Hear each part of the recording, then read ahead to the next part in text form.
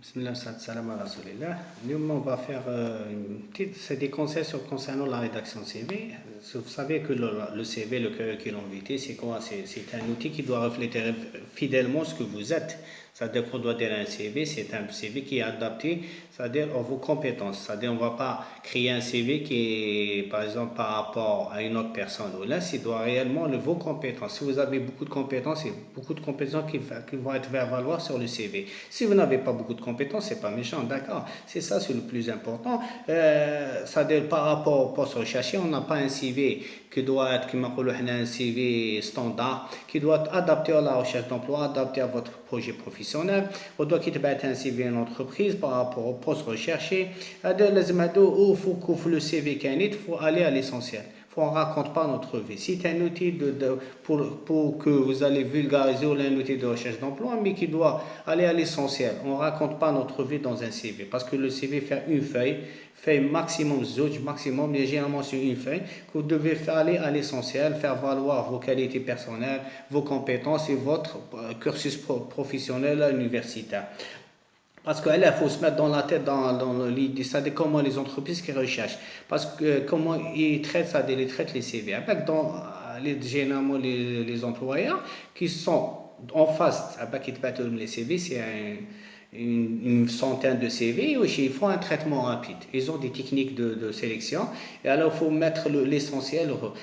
On met beaucoup plus, ils travaillent sur le fond et la forme. Le fond et la forme, la définition, le métier de rechercher. Par exemple, vous êtes toujours, vous allez mettre le CV tech, par exemple, responsable marketing, 6 ans d'expérience. Tu mets le titre et le CV, tu le mets le titre et le CV, ça va déjà ça doit cibler l'entreprise et même l'employeur qui va faire la sélection, il va carrément, ça doit vous repérer. Au moment devant qui montre que la quantité importante à les CV, il va faire un traitement rapide. Déjà, quand ils font le fond et la forme, alors là, je laisse toujours très de mots sur le fond et la forme, c'est très très important, le fond et la forme, le contenu d'accueil, la forme design, c'est important qu'il soit aéré, soit bien rédigé, il n'y a pas d'orthographe au gars, même l'état civil, aller à l'essentiel, vous allez mettre c'est quoi? Vous allez mettre que le nom, prénom, la date de naissance, on n'a pas besoin de date de naissance, nom, prénom, l'adresse, l'outil de contact, téléphone, il ne faut jamais l'outil de téléphone, il faut actualiser, et mettez un email, mail qui soit professionnel. Il ne faut pas mettre des emails qui sont un peu, qui m'a dit que tu as une université là. Il faut aller vers un monde professionnel. Hado les outils de contact. Si vous avez une page LinkedIn ou là, la Facebook, une page qui est professionnelle, parce que l'entreprise, la première sur le fond et la forme, il chauffe. Premier trait, si c'est le fond et la forme, direct à s'éliminer. Moi, je vais créer les trois fameux paliers. Trois paliers. C'est quoi les trois paliers? Le fond et la forme. La première lecture, des petits trier. Mais il prend même pas 20 secondes. Des fois 20 secondes pour des. Vous avez mis du temps, d'effort pour mettre vos CV, ou il met 20 minutes. Non, pas 20 secondes pour faire le premier trait. Ils font deux traits.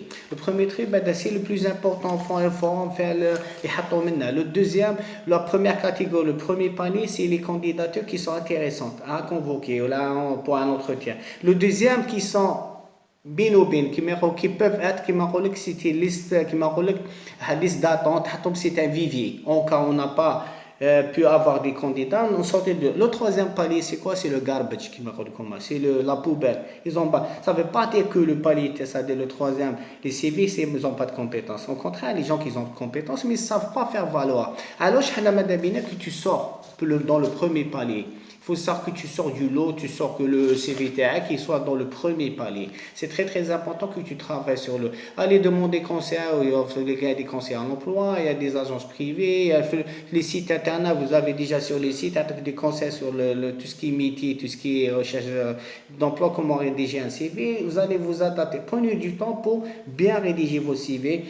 Vous avez de l'expérience, vous n'avez pas beaucoup d'expérience. Faites valoir tout ce qui est cursus universitaire, les diplômes diplôme, allez le diplôme le plus important, le plus récent, le bac, le plus, il faut pas noyer le CV, l'essentiel. Si vous avez d'expérience, des stages pratiques, des thèmes de recherche, il faut valoir. C'est tant les gens qui n'ont pas d'expérience là, faites valoir tout ce qui est formation professionnelle, formation universitaire, les faire valoir les stages, les stages pratiques, c'est important. Le troisième, c'est l'expérience. Si vous avez d'expérience, faites valoir ça, allez à l'essentiel. Quand tu mets l'expérience, il ne faut pas mettre bien tout ce qui est, vous mettez le plus récent, le plus adapté au poste DAC. Quand tu mets l'expérience DAC, tu mets tout ce qui est expérience DAC la plus récente, et tu mets des liens. Tu peux mettre par exemple des liens là, tu mets un lien, le lien au chez un lien hypertexte sur un blog ou là, mettre voir monsieur le numéro de téléphone à la personne que vous avez déjà travaillé, monsieur Flanada, le directeur de ressources humaines, ou il va carrément, il va prendre la peine, si tu trouves que tu es une candidature intéressante, il va prendre la peine de téléphoner à la personne et si vous avez des qui il va te convoquer pour un entretien et peut-être pourquoi pas être recruté. Tout ce qui est lien hypertexte ou là vers des blogs ou là où vous allez mettre au détail tout ce qui est. Vous n'avez pas une page qui va mettre toutes les gars et faire valoir. Il faut aller à l'essentiel. La quatrième, c'est les loisirs.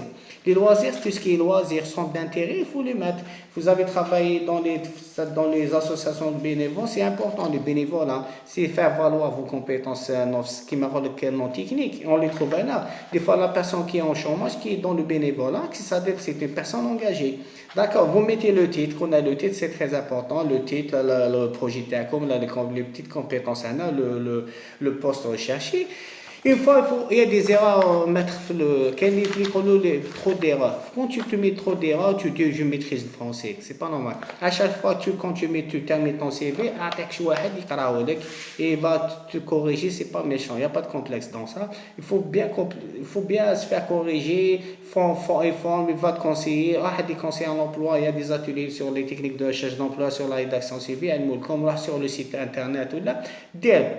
Une fois, il ne faut jamais qu'il l'encombrer, il ne faut pas les erreurs d'orthographe, il faut jamais signer un CV, il faut jamais indiquer un CV il faut toujours le trembole ou là, avec 2 pages, et la deuxième page qu'on a toujours, la deuxième page, peut-être elle est importante, vous avez des compétences, le lien, tac, nom, prénom, adresse, parce que il se peut être la feuille, la page, mais elle est anonyme et tu vas perdre beaucoup de choses. Surtout les compétences tech, la deuxième page. Alors mettre le nom, prénom et tes numéros de téléphone ou d'accord.